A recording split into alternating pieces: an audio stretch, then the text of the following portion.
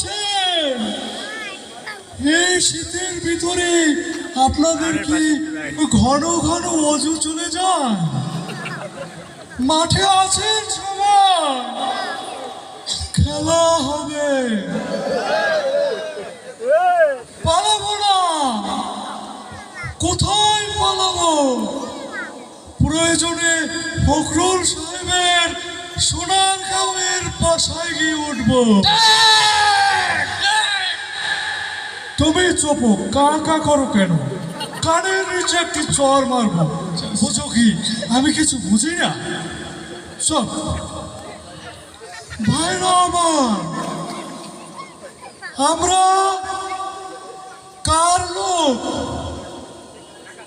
উন্নয়নের কান্ডারি শেখ হাসিনার লোক।